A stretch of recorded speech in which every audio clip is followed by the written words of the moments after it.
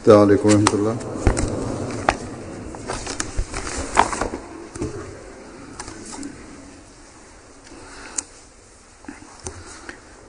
أشهد أن لا إله إلا الله وحده لا شريك له وأشهد أن محمدا عبده ورسوله أما بعد فأعوذ بالله من الشيطان الرجيم بسم الله الرحمن الرحيم الحمد لله رب العالمين الرحمن الرحيم مالك يوم الدين إياك نعبد وإياك نستعين اهدنا الصراط المستقيم صراط الذين أنعمت عليهم غير المغضوب عليهم ولا الضالين.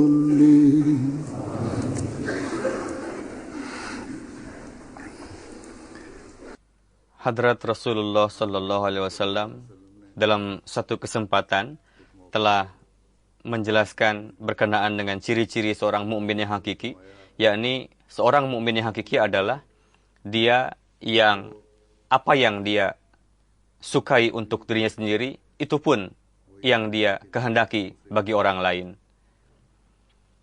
Ini merupakan prinsip dasar yang mana di dunia ini, di setiap level di dunia ini, dari mulai level rumah tangga sampai level internasional, menetapkan pondasi akan kecintaan, kasih sayang, dan perdamaian. Dan ini menyelesaikan perselisihan, menciptakan kelembutan di dalam hati, dan menekankan untuk saling melaksanakan hak dan kewajiban satu sama lain. Dalam berbagai kesempatan di hadapan para ghair Ahmadi, saya sering menyampaikan hal tersebut, dan mereka sangat terkesan.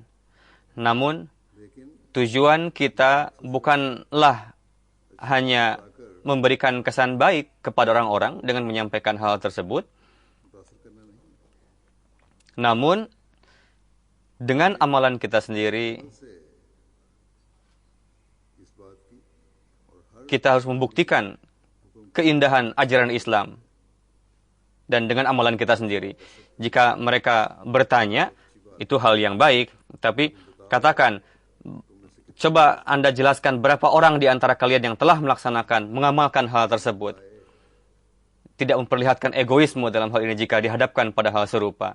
Jadi keindahan sesuatu hal akan zahir ketika orang yang mengatakan sendiri mengamalkan hal apa yang dia katakan.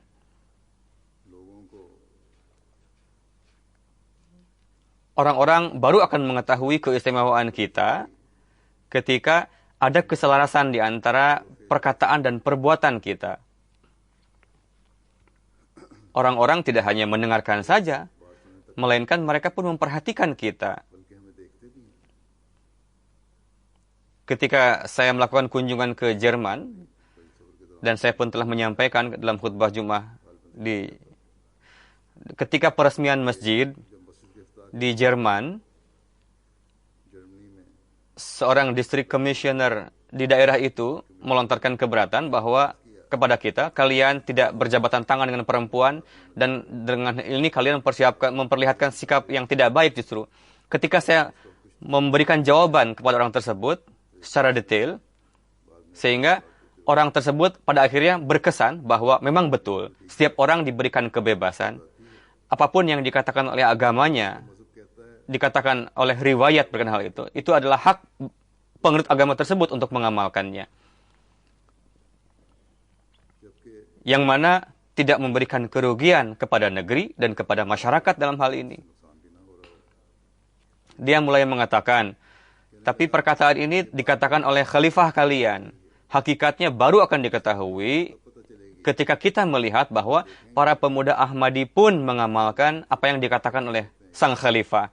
Atau apakah kebanyakan dari para Ahmadi mengamalkan hal tersebut atau tidak.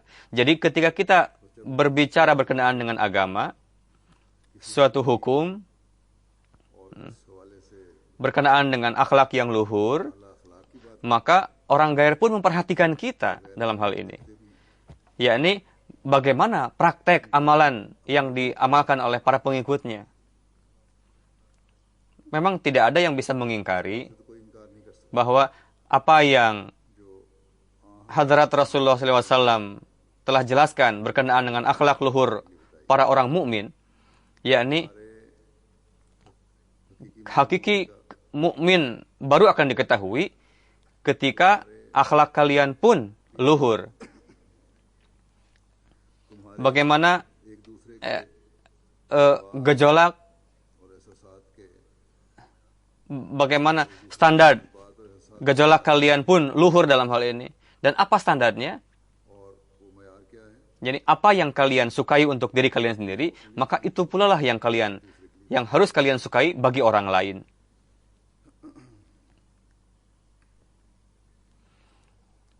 Tidaklah ketika kita menuntut hak kita, kita berteriak-teriak supaya ditegakkan keadilan. Tapi ketika giliran untuk membela hak orang lain, justru dia memperlihatkan sikap sebaliknya dari itu. Jadi, sebagaimana kita gelisah untuk mendapatkan hak kita, begitupun untuk memberikan hak orang lain pun, kita pun harus melakukan standar yang sama. Jika kita melakukan kesalahan, kita berkeinginan supaya kesalahan kita dimaafkan, dan jangan sampai kita dihukum. Supaya kami jangan mendapatkan hukuman. Lantas, ketika ada orang lain pun yang melakukan kesalahan, pelanggaran, yang dengannya itu berdampak kepada kita, lantas kita pun, jika memang dia bukan seorang penjahat yang sudah mendarah daging, tidak berkali-kali melakukan pelanggaran, maka kita pun harus memperlihatkan sikap yang sama, seperti halnya kita menuntut hak kita. Jadi maafkan orang itu. Ya memang, jika pelanggaran seseorang itu mengakibatkan ruginya jemaat atau bangsa atau negara, maka ini bukanlah kesalahan perseorangan individual dalam hal ini, maka pelanggarannya pun menjadi level nasional. Dan yang memutuskan pelanggaran tersebut adalah sebuah lembaga atau departemen. Bagaimanapun, saya sampaikan di sini bahwa bagaimana perkara keseharian di masyarakat.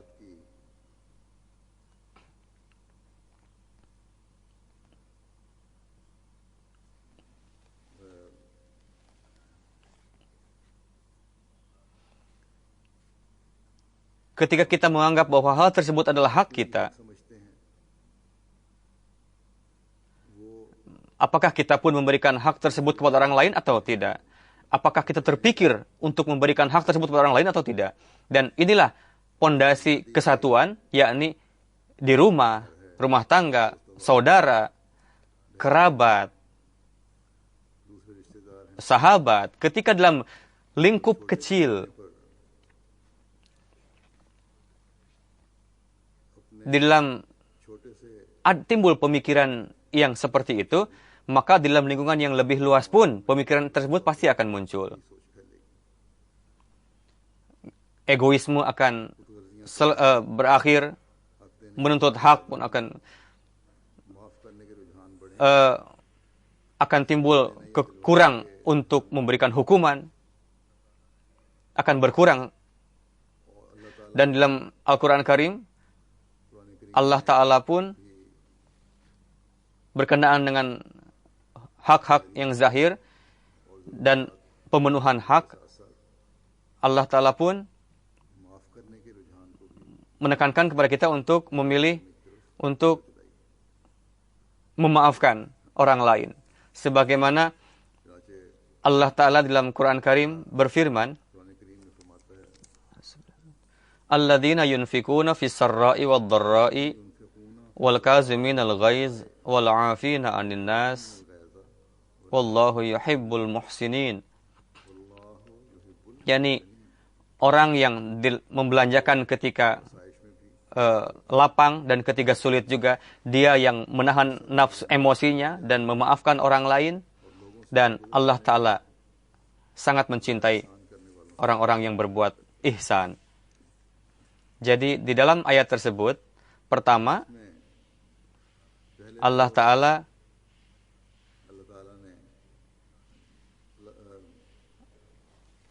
hak hamba Allah Ta'ala untuk diberikan hak, dan itu ditekankan dalam ayat tersebut, yakni orang yang membutuhkan. Muhsin adalah orang yang bermanfaat bagi orang lain, yang memberikan faedah kepada orang lain, yang teguh di dalam kebaikan, dan berjalan di atas jalan ketakwaan. Jadi, orang yang teguh di dalam kebaikan dan demi Allah Ta'ala dan dengan berdasar pada jalan takwa, memberikan manfaat kepada orang lain, yakinlah bahwa untuk melaksanakan hak-hak hamba Allah Ta'ala pun, dia pun akan tanpa pari. Dan meskipun dia lakukan secara diam-diam ataupun secara terang-terangan, dan dia belanjakan untuk semata-mata untuk meraih keridhaan Allah Ta'ala, ketika kondisi ini timbul dalam diri manusia, maka dia tidak akan memperlihatkan egoisme. Dia tidak akan menghendaki orang lain mendapatkan keburukan. Dan orang yang seperti ini secara rohani pun akan meningkat. Dan orang yang seperti ini akan tergolong ke dalam orang-orang yang Allah Ta'ala cintai. Lalu Allah Ta'ala berfirman, salah satu ciri orang muhsin adalah dia mengontrol emosinya. Dia dapat menguasai emosinya. Dan sedemikian rupa kontrol tidak hanya dalam kondisi ketika jauh-jauh kalau dia dalam kondisi emosi, dia menahan emosinya. Bahkan bagaimana ketika menguasai emosi sehingga dia teruji ketika setelah dia diliputi emosi tadi, justru dia malah memaafkan orang lain. Ini bukanlah hal yang sepele. Jadi, bagaimana setiap jenis, setiap ragam emosi, kemarahan,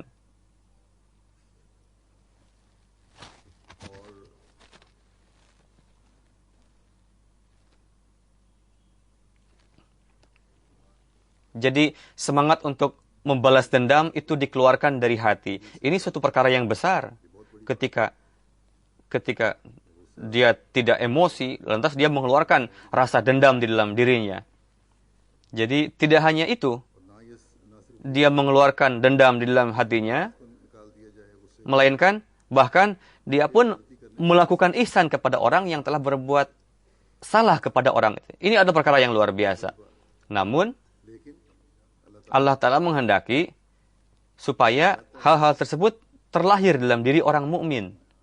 Di dalam riwayat, ada riwayat Hadrat Hasan bahwa ada hamba sahaya beliau melakukan pelanggaran, kesalahan, sehingga Hadrat Hasan emosi dan marah, dan beliau ingin memberikan hukuman kepada hamba sahaya tersebut. Tapi hamba sahaya tadi membaca ayat tadi, wal kaziminal ghaiz, yang artinya menahan, dia orang yang menahan emosi. Lalu mendengar ayat tersebut, Hadrat Hasan yang telah mengangkat tangan untuk memberikan hukuman, beliau menurunkan tangannya, tidak jadi mukul. Lalu hamba sahaya tadi lebih berani lagi dengan mengatakan ayat yang berikutnya, wal 'afina 'anin nas, yakni artinya orang yang memberikan maaf kepada orang lain. Mendengar ayat tersebut, Hadrat Hasan sesuai dengan perintah Allah Ta'ala, beliau bersabda, kamu pergilah, aku telah memaafkan kamu, katanya kepada hamba sahabat. Lalu hamba sahaya semakin berani lagi. Dia mengatakan ayat berikutnya, Wallahu yuhibbul muhsinin. Allah Ta'ala mencintai orang-orang yang berbuat ihsan. Mendengar ayat tersebut, Hadrat Hasan bersabda, mengatakan kepada hamba sahaya, pergilah, aku telah memerdekakan kamu. Jadi kemanapun kamu ingin pergi, silahkan pergi. Jadi inilah bagaimana orang yang mengharapkan kecintaan Allah Ta'ala dan yang mengupayakan ketakwaan, begitulah sikapnya. Jadi tidak hanya memaafkan orang yang telah bersalah, dia pun bahkan melakukan ihsan kepada orang yang telah berbuat salah tadi. Hadrat Masih Maud alaihissalam berkenaan dengan ayat tersebut bersabda, ingatlah orang yang bersikap keras dan dia emosi, marah, maka dari mulutnya tidak akan mungkin keluar ma'rifat dan kalimat hikmah. Hati akan dimahrumkan dari kalimat hikmah di hadapan orang yang gampang emosi, naik pitam, dia keluar dari mulut jadi dimahrumkan dari hal-hal yang penuh hikmat. Jadi orang yang mencaci maki, melontarkan secara lancang, orang yang seperti itu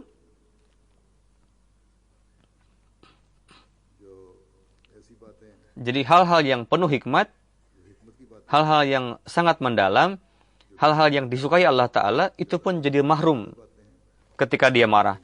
Jadi emosi dan hikmat tidak mungkin bergabung satu sama lain. Ketika dia marah, maka akalnya pun menjadi dangkal. Dia tidak akan pernah mendapatkan kemenangan di dalam medan apapun. Kemarahan adalah setengah dari gila. Ketika lebih bergejolak lagi, maka dia betul menjadi gila seutuhnya. Jadi ingatlah bahwa akal dan emosi adalah satu sama lain bermusuhan. Orang yang bijak tidak mungkin dia marah begitu saja tanpa sebab. Ketika timbul emosi, kemarahan, maka akal pun tidak akan seimbang lagi. Orang yang bersabar dan bertahan dari kemarahan, maka dia akan dianugerahi nur yang dengannya di dalam kekuatan akalnya akan timbul cahaya yang baru. Lalu akan timbul cahaya di atas cahaya. Dalam kondisi emosi, marah, hatinya menjadi gelap. Karena itu, dari kegelapan tadi timbul kegelapan lagi. Jadi, ajaran Islam sangat penuh dengan hikmah.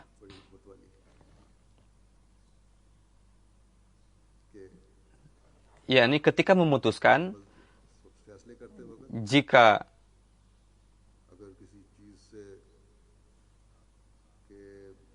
bertentangan dengan seseorang,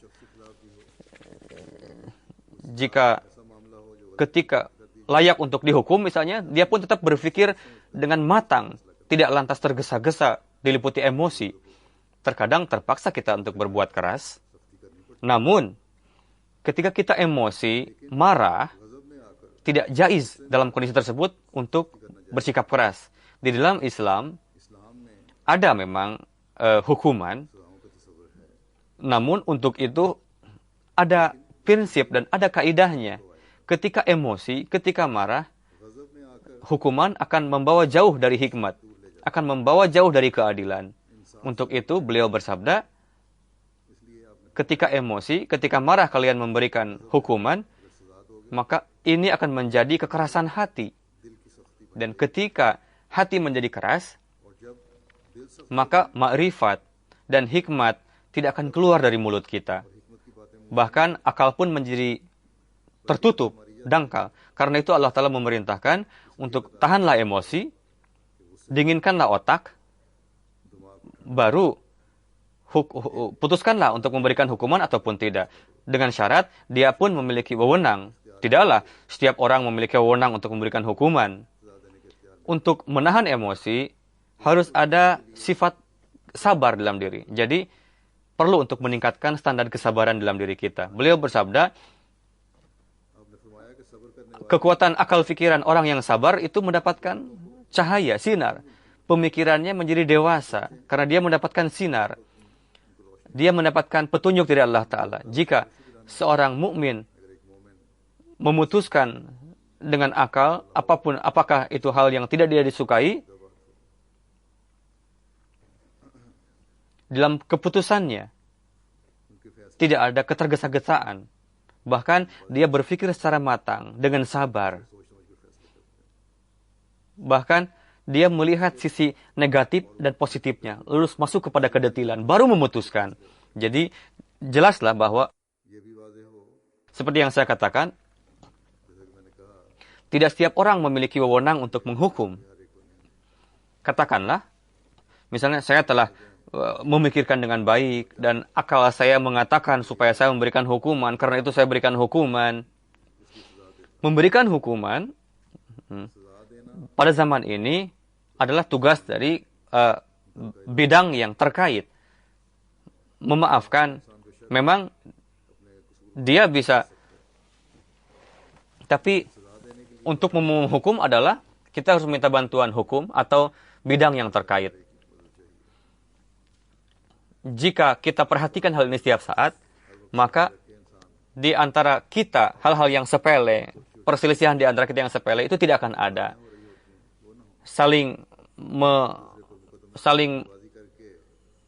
Mengadukan ke pengadilan, membuang-buang waktu dan uang, itu pun tidak akan ada. Jika satu pengadilan memaafkan satu pelanggar setelah dibawa ke pengadilan, maka pihak yang kedua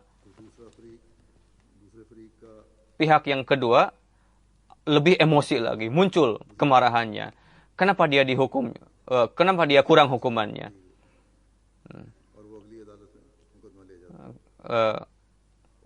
Jadi padahal masalahnya bukan hal yang berat, malah hal-hal yang sepele. Terkadang di dalam Dewan Qadha pun ada permasalahan seperti itu. Terkadang sebagian Ahmadi mengatakan bahwa kami tidak ingin meminta keputusan dari Dewan Qadha, kami ingin ke pengadilan negeri saja katanya. Padahal bukan masalah yang besar. Mereka sukanya saling mengadukan ke pengadilan. Oleh karena itu, mereka pun merugikan diri sendiri pada akhirnya. Allah Ta'ala setelah memerintahkan untuk menahan emosi, memerintahkan untuk memaafkan, bukanlah mengatakan begitu saja tanpa hikmat. Maafkanlah terus. Melainkan menjelaskan hikmat dari memaafkan dan menghukum ketika memutuskan. Sebagaimana Allah Ta'ala berfirman, وَجَزَاءُ سَيِّئَةٍ سَيِّئَةٌ مِثْلُهَا فَمَنْ عَفَا وَأَصْلَحَ فَأَجْرُهُ عَلَى اللَّهِ إِنَّهُ لَا يُحِبُّ الظَّالِمِينَ.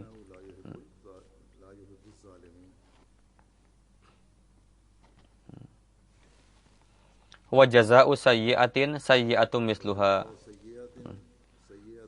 Balasan bagi keburukan adalah setimpal dengan keburukan yang telah dia lakukan. Jadi orang yang memaafkan dengan syarat dia akan mendapatkan islah, maka ganjarannya ada pada sisi Allah Ta'ala. Yakinlah bahwa Allah Ta'ala tidak mencintai orang yang zalim.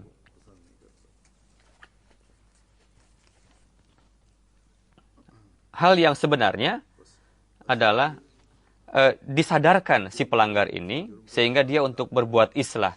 Bukanlah prinsipnya dengan membalas dendam, saling mengadukan ke pengadilan, menyia-nyiakan uang, menyia-nyiakan waktu.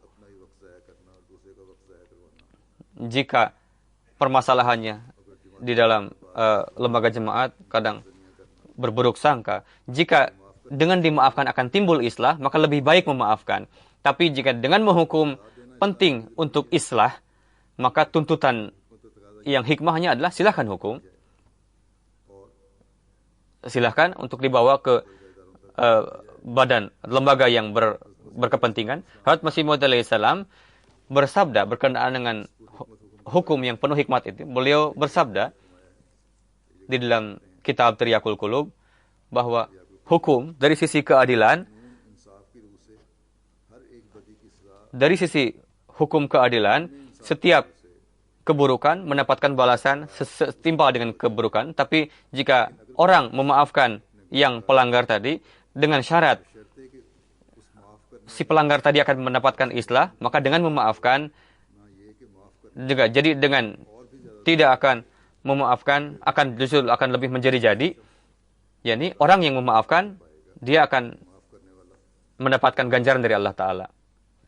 Dengan syarat akan mendapatkan islah orang itu. Di dalam Barahin Ahmadiyah, beliau bersabda, tuntutan prinsip keadilan adalah orang yang berbuat jahat mendapatkan balasan yang sama seperti balasan keburukan telah dilakukan. Orang yang memaafkan dan mengislah, yakni bukanlah pemaafan yang hasilnya akan memberikan keburukan, maka dia akan mendapatkan ganjaran dari Allah Ta'ala. Jadi memaafkan jika memang niatnya islah dan mendapatkan islah, dan keterangannya adalah supaya asal jangan timbul keburukan dari pemaafan itu, maafkanlah. Jika tidak timbul keburukan dari pemaafan tadi, maka Allah Ta'ala berfirman, ganjarannya itu dari Allah Ta'ala bagi orang yang memaafkan tadi.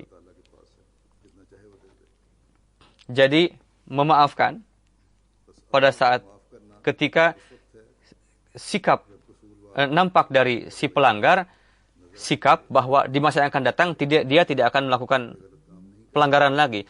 Terkadang ada si pelanggar yang sudah menjadi-jadi, setiap saat dia melakukan pelanggaran, tidak tobat-tobat. Orang yang seperti itu perlu untuk diberikan hukuman, dan hukuman pun adalah dengan syarat supaya timbul sisi islah di dalamnya.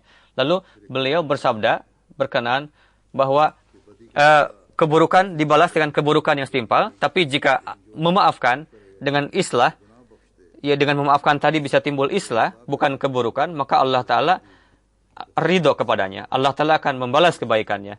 Dari sisi Quran, jadi setiap saat balas dendam, hukuman bukanlah hal yang terpuji dalam setiap kesempatan, dan tidak juga memaafkan dalam setiap kesempatan itu disukai. Melainkan kita harus melihat kondisi, melihat keadaan. Apakah dengan dihukum akan timbul islah atau dengan dimaafkan? Jadi melihat maslihat kondisi, bukan dalam corak seperti penjara. Inilah yang Quran katakan. Bukanlah tanpa prinsip, tanpa kaidah menghukum begitu saja atau memaafkan begitu saja. Ada batasan-batasan dalam hal ini. Kita pun harus berada dalam batasan tersebut. Dan kita harus melihat apa manfaatnya. Manfaatnya ada dalam sisi yang mana. Jadi inilah hukuman di dalam Islam dan memaafkan. Jadi yang diperhatikan adalah islah di dalamnya. Pada saat ini dalam hukum dunia kita melihat bahwa setiap hukuman bagi si pelanggar itu setiap pelanggar dihukum dan dipenjara mereka dipenjarakan supaya mendapatkan islah katanya. Namun bagaimana kita di negeri-negeri maju di sini pun mereka mulai mengatakan bahwa di penjara-penjara ini ketika mereka melewati batas hukuman penjara sekian tahun, setelah keluar justru malah menjadi-jadi mereka di dalam keburukan. Untuk itu orang yang memberikan hukuman pun dan si pelanggar pun hanya menaati peraturan saja semata. Di dalam diri mereka tidak ada rasa takut kepada Allah Ta'ala.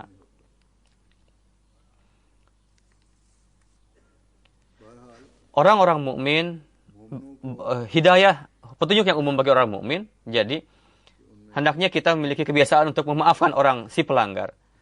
Dan bagaimana kondisi jenis dari pelanggaran dan bagaimana kita harus memutuskan sesuai dengan jenis dari pelanggarannya.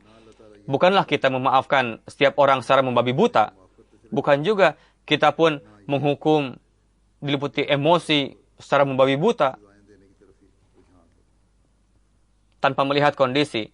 Dengan memaafkan terus pun akan timbul keburukan di dalam masyarakat, dan dengan menghukum terus pun akan timbul kedengkian, kebencian di dalam diri orang-orang. Dan di dalam lingkungan masyarakat akan timbul dinding kebencian dan akan terlahir kericuhan.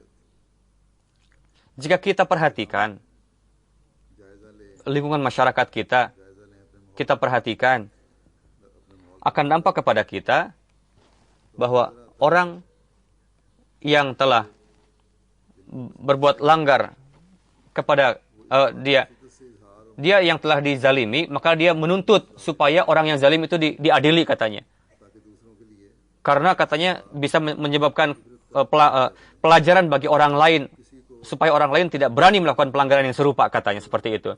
Tapi si pelanggar mengatakan, di sisi lain, orang yang telah melakukan kesalahan mengatakan harus dimaafkan katanya. Pada masa ini banyak sekali untuk hak-hak asasi manusia.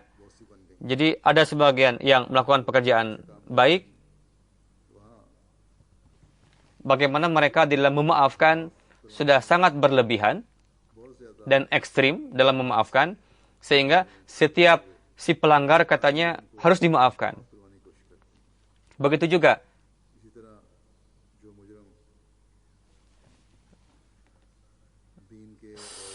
si pelanggar pun mengatakan bahwa ini adalah perintah Allah Ta'ala katanya untuk memaafkan. Karena itu kalian harus memaafkan saya katanya. Karena Tuhan selalu memaafkan hambanya. Untuk itu kalian pun melaksanakan hak-hak hambanya, maafkanlah kami katanya. Secara individu pun, setiap orang memaafkan kepada si pelanggar katanya. Secara jemaat pun, setiap orang hendaknya dimaafkan katanya. Terlepas dari apakah itu memberikan faedah kepada jemaat ataupun kerugian. Supaya katanya hak-hak hambanya bisa terlaksana, terpenuhi. Orang yang mengatakan seperti itu, yang berbicara seperti itu, dari dua sisi, di sini, kalau tidak dia seorang pelanggar yang sudah menjadi-jadi, atau dia yang ingin memutuskan untuk berpihak kepada dirinya sendiri supaya diadilan. Ada yang pelanggar, jadi untuk terhindar dari hukuman, maka dia memberikan referensi yang tidak jais dari Allah Ta'ala katanya. Itu adalah sifat egoisme justru. Jika orang-orang seperti ini melakukan pelanggaran, jika ada yang melakukan pelanggaran kepada orang tersebut, dia justru orang seperti ini tidak memaafkan orang yang telah berbuat salah kepadanya. Dia berusaha untuk memberikan hukuman seberat-beratnya kepada orang yang telah berbuat salah kepadanya. Pada saat itu, dia melupakan hukum perintah bahwa hendaknya kalian sukailah bagi diri sendiri seperti kalian menyukai kepada orang lain. Begitu juga orang yang tidak ingin memaafkan, dan dia menghendaki supaya orang yang berbuat salah kepadaku mendapatkan hukuman yang berat, jika dia melakukan pelanggaran, katanya dia mengatakan maafkanlah kami. Islam menolak sifat egoisme seperti itu, dan Islam memutuskan dengan cara-cara keadilan. Jika ada keyakinan dengan memaafkan akan timbul islah, maka lebih baik maafkanlah. Tapi jika nampak jelas bahwa tanpa hukuman itu tidak mungkin, maka perlu dalam kondisi seperti itu untuk memberikan hukuman. Jadi, ini merupakan ajaran prinsip Islam. Kita saksikan bahwa bagaimana Hadrat Rasulullah SAW sampai batas mana beliau memaafkan orang lain, dan bagaimana beliau menasihatkan kepada para sahabat beliau berkenaan dengan memaafkan. Hadrat Imam Hasan, contoh yang tadi saya sampaikan, bagaimana beliau memaafkan bawahannya, hamba sahaya, tapi itu pelanggaran yang sepele saja. Standar mi'raj dari pelanggaran, dari memaafkan, kita lihat di dalam diri Hadrat Rasulullah SAW. Orang yang telah diputuskan bersalah dan mendapatkan hukuman, bagaimana Rasulullah SAW memaafkan orang yang seperti itu. Beliau tidak memaafkan orang yang berbuat pelanggaran kepada orang lain, melainkan orang yang berbuat salah kepada dirinya sendiri, diri Rasulullah sendiri pun beliau memaafkan. Orang yang telah membunuh putri beliau sendiri pun beliau maafkan. Karena timbul islah di dalamnya. Di dalam riwayat dikatakan, ada seorang yang bernama Abar bin Asrab. Dia telah menusukkan tombak ke Hadrat Zainab, putri Rasulullah SAW, ketika hijrah dari Mekah ke Madinah. Pada saat itu Hadrat Zainab sedang hamil, sehingga hamilnya pun menjadi rusak. Karena itu beliau wafat pada saat itu. Disebabkan karena pelanggaran tersebut, Abar diputuskan untuk dihukum mati. ketika Fatah Mekah, dia lari kabur. Tapi ketika Hadrat Rasulullah SAW kembali ke Madinah, Abar datang ke hadapan Rasulullah SAW dan memohon, aku memohon kasih sayang dari engkau. Dulu saya takut kepada Tuhan, lalu saya kabur, tapi kasih sayang Huzur telah memanggil saya kembali. Wahai Rasulullah, dulu kami bodoh, jahil, kami musyrik.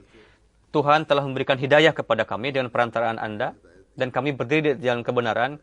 Aku mengakui kesalahanku. Jadi perhatikanlah ini dan maafkanlah saya. Lalu Hadrat Rasulullah SAW memaafkan sang pembunuh putri beliau SAW sendiri.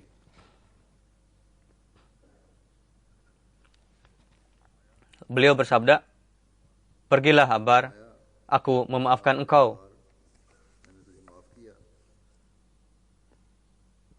Lalu beliau bersabda, ini merupakan ihsan Allah Ta'ala yang telah memberikan taufik kepada engkau untuk menerima Islam. Jadi ketika beliau melihat timbul islah di dalamnya, lalu beliau pun memaafkan sang pembunuh putri beliau sendiri. Hadrat Aisyah radhiyallahu ta'ala anha bersabda, beliau sallallahu alaihi wasallam, beliau tidak membalas kejahatan yang pernah ditimpakan kepada diri beliau sendiri.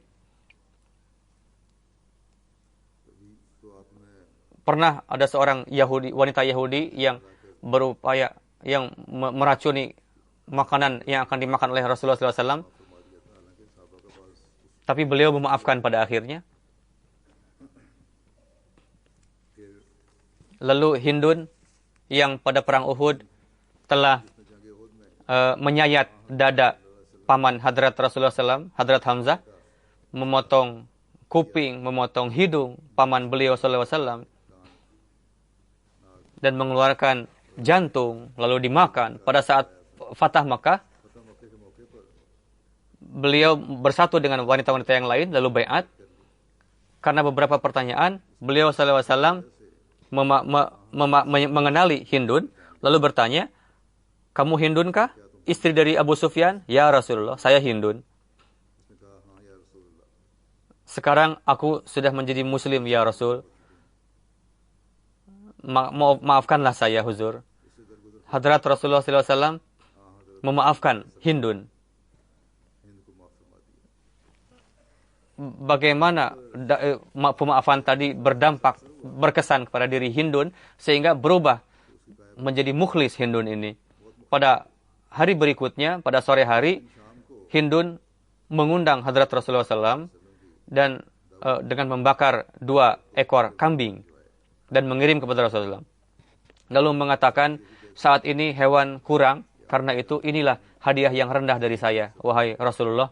Lalu Rasulullah SAW berdoa, ya Tuhan, berikanlah keberkatan pada peternakan Hindun. Setelah dampak dari doa tersebut, bagaimana keberkatan timbul, sehingga kambing beliau sudah begitu banyaknya, sudah tidak terkontrol lagi. Abdullah bin Ubay bin Sulul, setiap kita mengetahui bahwa dia adalah Ra'isul Munafikin, pimpinan dari para orang munafikin. Meskipun dia bersikap kurang ajar yang lancang, tapi tetap Rasulullah memaafkannya dan Rasulullah menyolatkan jenazahnya. Meskipun Hadrat Umar berkali-kali memohon kepada Rasul supaya jenazahnya jangan disolatkan. Ka'ab bin Zuhair, ada syair, penyair yang sangat terkenal, disebabkan karena beberapa hal, dia pun sudah diputuskan untuk dihukum. Ketika Fatah Mekah, kakaknya menulis kepada dia supaya kamu pergi kepada Rasulullah dan minta maaf kepada Rasulullah. Lalu dia datang ke Madinah dan dia tinggal di rumah kenalannya. Ketika salat subuh, dia melaksanakan salat subuh di Masjid Nabawi di belakang Rasulullah SAW. Setelah salat, dia memohon kepada Rasulullah, ya wahai Rasulullah, saya adalah Ka'ab bin Zuhair datang untuk bertobat dan minta maaf. Beliau sallallahu alaihi wasallam tidak mengenalnya. Untuk itu, dia mengatakan, jika diizinkan, saya hadapkan dia ke hadapan huzur. Beliau bersabda, ya silahkan bawa ke sini. Lalu dia datang, ya wahai Rasulullah, saya Ka'ab bin Zahir. Ada seorang Ansari, sahabat Ansari, yang karena Ka'ab tadi sudah diputuskan untuk dihukum mati, lalu sahabat tadi berdiri untuk membunuh Ka'ab. Lalu Rasulullah bersabda, jangan, tinggalkanlah dia, karena dia telah meminta maaf, katanya. Setelah itu, dia menyampaikan kasidah di hadapan Rasulullah SAW. Lalu Rasulullah SAW menyukainya, menzahirkan kebahagiaannya. Lalu beliau SAW mengaitkan cadar beliau kepada Ka'ab. Tidak hanya memaafkan, bahkan beliau pun memberikan hadiah dan mendoakan sang pelanggar. Banyak sekali contoh sifat pemaafan beliau sallallahu alaihi wasallam di dalam riwayat. Bagaimana beliau sudah sampai kepada Mi'raj sehingga manusia dibuatnya terheran-heran bagaimana beliau memaafkan. Hadrat Masih Maud Islam bersabda, para kekasih Allah Ta'ala sering dicaci, dizalimi, disakiti. Namun mereka a'rid anil jahilin, disebut dengan a'rid anil jahilin. Dengan sendirinya, Hadrat Rasulullah SAW sendiri, Nabi, beliau dizalimi, disakiti, beliau dicaci. Namun, bagaimana zat yang berakhlak mulia ini, apa yang beliau lakukan dalam menghadapi cacian itu? Beliau justru malah mendoakan mereka, karena Allah telah berjanji bahwa dia akan berpaling dari orang-orang yang jahil, dan mereka orang-orang yang buruk tidak bisa menyerangnya. Yang terjadi pun seperti itu. Para penentang huzur tidak bisa menghinakan huzur, dan mereka sendirilah yang hina, dan mereka tunduk di kaki Rasulullah SAW, atau mereka menjadi binasa. Beliau sallallahu alaihi wasallam kepada para sahabat, bagaimana beliau menasihatkan para sahabat untuk meraih standar pemaafan. Di dalam riwayat dikatakan, saya sampaikan, suatu ketika ada orang yang hadir di hadapan Rasulullah SAW dan bertanya, wahai Rasul, saya memiliki hamba sahaya yang melakukan pelanggaran. Apakah bolehkah saya memukulnya dengan tangan saya sendiri? Beliau SAW bersabda, kamu seharusnya setiap hari memaafkan dia sebanyak 70 kali dalam sehari. Yani maafkanlah selalu. Berikanlah maaf. Sering-seringlah untuk memaafkan. Jadi perlakuan baik kepada bawahan. Seperti itulah yang dinasihatkan oleh Rasulullah SAW. Saya pun ingin jelaskan dalam hal ini bahwa pada masa ini tidak ada perbudakan. Maksud dari mukmin tadi adalah, yang diharapkan adalah supaya apapun yang menjadi tanggung jawabnya, lakukanlah itu. Bukanlah hanya dengan perintah memaafkan kita bersikap semena-mena untuk merusak setiap pekerjaan. Tidak seperti itu. Jadi apapun yang dibebankan tugas kepada dirinya, maka lakukanlah tugas-tugas itu, laksanakanlah tugas-tugas itu. Jadi dari dua sisi perintah ini, di mana si pemilik atau si atasan pun janganlah cepat emosi, maafkanlah si bawahan. Bagi bawahan pun ada perintah supaya bagi apapun tanggung jawab yang diberikan kepadanya, lakukanlah itu, penuhilah itu. Memaafkan, berkenaan dengan memaafkan, Hazrat Masih Maud alaihissalam menasihatkan kepada kita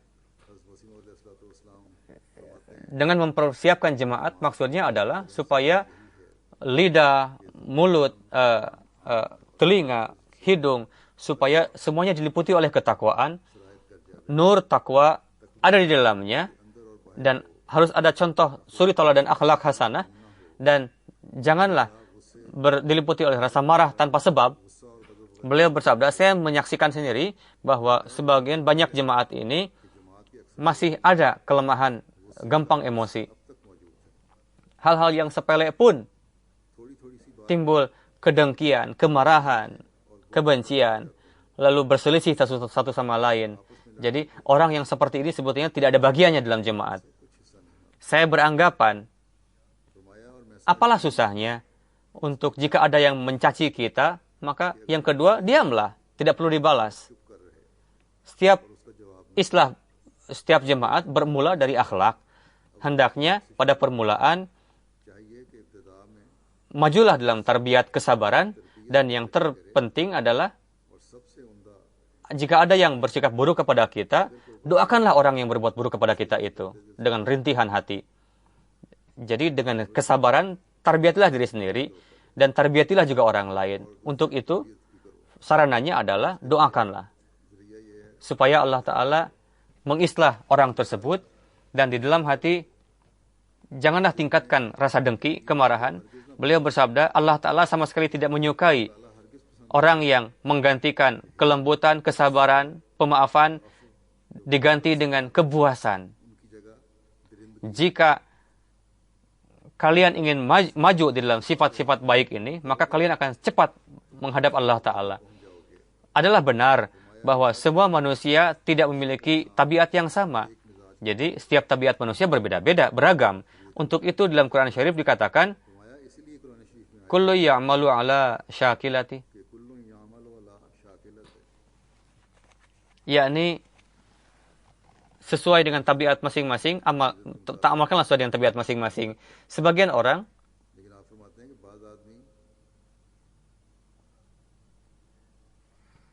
jika ada akhlak yang baik, maka jenis lainnya ada juga kelemahan di dalam dirinya. Jika warna satu akhlak baik, maka ada juga yang buruknya.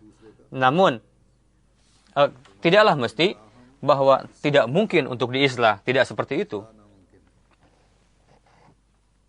Setiap tabiat Allah Ta'ala ciptakan beragam. Terkadang sebagian orang memiliki akhlak yang baik, namun ada orang lain yang berakhlak buruk juga. Namun, bukanlah artinya bahwa mustahil untuk diislah. Tidak. Jadi, memang tabiat insan beragam. Ada kelemahan, tapi di sisi orang lain, di sisi orang itu pun tidak hanya kelemahan saja, ada juga kebaikannya. Tidak hanya keburukan saja yang dimiliki oleh seseorang itu, pasti ada kebaikannya juga. Namun Hadrat Masih Maud alaihi salam kehendaki dari kita supaya kita melangkah di atas jalan Allah Ta'ala dan berupayalah untuk mengislah diri kita sendiri, dan milikilah akhlak yang luhur yang merupakan standar dari mukmin yang hakiki. Berupayalah untuk menjauhkan kelemahan dalam diri kita. Dan harus senantiasa berupaya supaya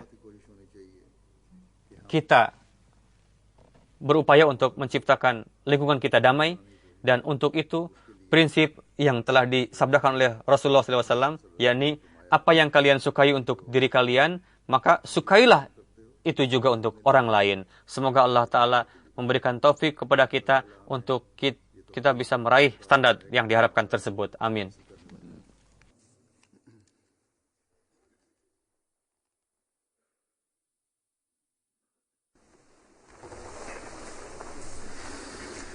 Alhamdulillah,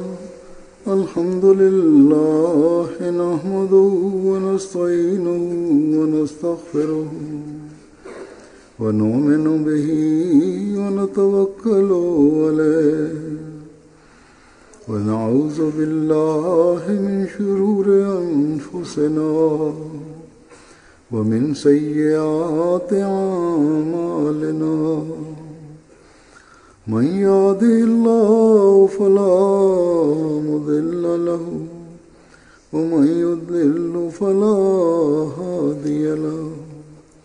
ونشهد أن لا إله إلا الله ونشهد أن محمدا عبده ورسوله. عباد الله رحمكم الله، إن الله يأمر بالعدل والإحسان وإيتاء ذي القربى وينهى عن الفحشاء والمنكر والبغي يعظكم لعلكم تذكرون اذكروا الله يذكركم وادعوه يستجب لكم ولذكر الله أكبر